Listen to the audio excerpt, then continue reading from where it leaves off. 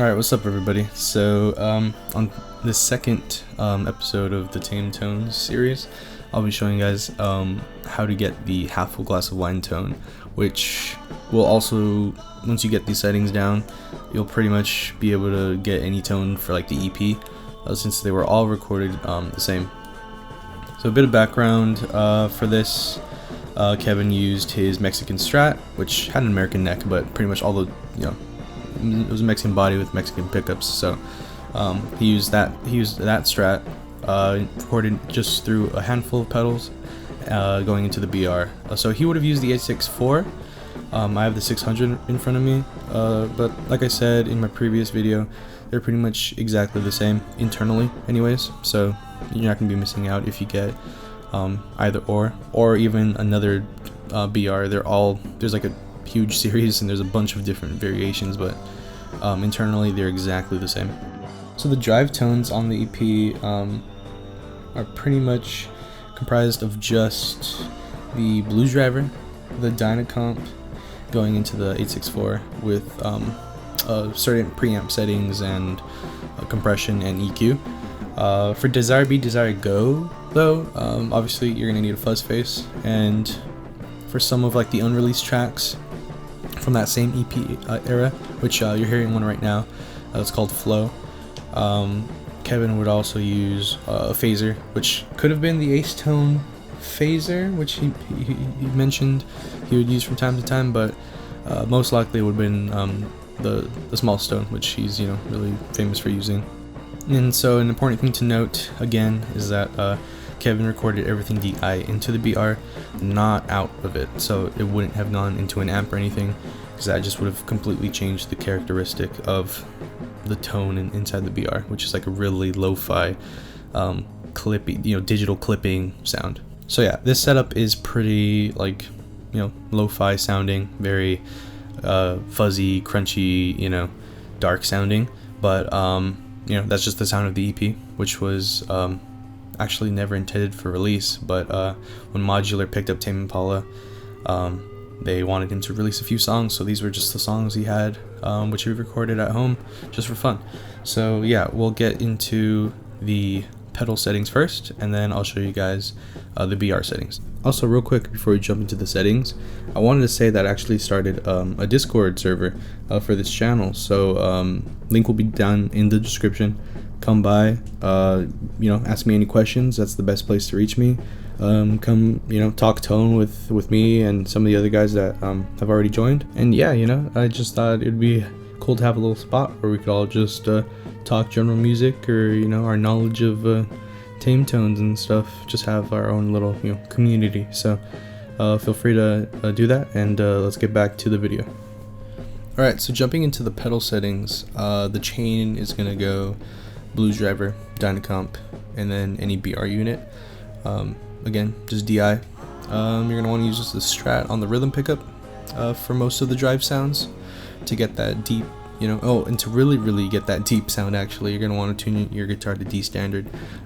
Most people know that already, but I just thought I would mention that for the newbies. And for other songs in this EP era / like the unreleased MySpace songs, again, Kevin put a phaser at the beginning of the chain, and for Desire Be Desire Go, he would have put the Fuzz Face after the phaser. So in total, for all the pedals you need for the EP era is just Small Stone, Fuzz Face, blues driver, Dyna Comp, BR.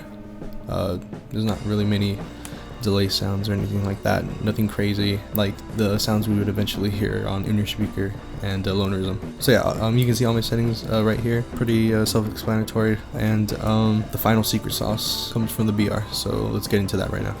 Alright, so jumping into the BR settings, starting with the level settings on the left, either on the 864 or the 600, you can set those to where you'd like, but just know that Kevin would pretty much maximize the input to create that really heavy digital clipping for Desire Be Desire Go. Some songs have a little more of it, some don't on the EP. Again, just set those to wherever you think sounds best for your setup. You could ignore my settings that are taped on the side. That was actually for the live settings that Dom I saw Dom have for on his BR600. So yeah, not necessarily something you need to copy for this tone, but for the space guitar settings, like to have it live and to make it sound not overblown, you can take those. But yeah, so jumping into the settings for Half a Glass of Wine. Again, these can be used for Skeleton Tiger, for 41 Mosquitoes Flying in Formation. Most of the tones on that EP are pretty similar. Again, he either just adds a fuzz or a phaser. So for the compressor settings, you're going to want to have the staying around 35, tech 90, level at 90. For the preamp, to my ears, it seems like he uses the match preamp. Sometimes it'll sound like the Vox drive, but the match, at least to my ears, is what I hear on Half a Glass of Wine. Again, a lot of these preamps are pretty similar. Again, you can set, you can change a bunch of the settings and they'll sound similar. Again, the BR is just mainly has its own characteristic no matter what preamp you use, but to my ears, the match sounds pretty good. And you don't want to set the volume around 50. If you set it any more, it's going to get a little more distorted. If you set it any less, it's going to get really clean. So I think just around the middle of the road sounds good. And here's the EQ settings I have. And obviously, so the master you can set to wherever you want. The gain, have it low, because most of the drive you're going to want from the blues driver. Alright, for the EQ, let me just preface this by saying that I used a Strat for my Half a Glass of Wine cover. And I used it on the rhythm pickup. So depending on what your guitar is, you're going to need to tweak this a bit. Because it might be a little too dark, but since the Strat is really twangy, and that's what Kevin used, these are the EQ settings that I got. Alright, so you're going to want to have the low gain here, low middle gain there. Here are just some of the frequency settings that I thought gave me the exact tone. And again, you can check out my cover and see if just to hear how the final result should sound. I think for those of you who are not using the Strat, the biggest setting that you're probably going to want to focus on is the highs. So I put -5 dB for, again, the Strat on the rhythm pickup. If you use a humbucking guitar or just a guitar that's a little darker, you're going to want to raise this up. You put it to, start. I would always recommend starting at 0 and just tweaking it by ear. Listen to the track, just A/B it, and again, no EQ settings, nothing like that is really set in stone. Everyone's setup is going to be different, so just make sure to don't be afraid to experiment. Also, I'd really recommend having the noise suppressor on, at least for the EP tones, because again, since they're really fuzzy, really lo-fi-ish, you're gonna get some hum.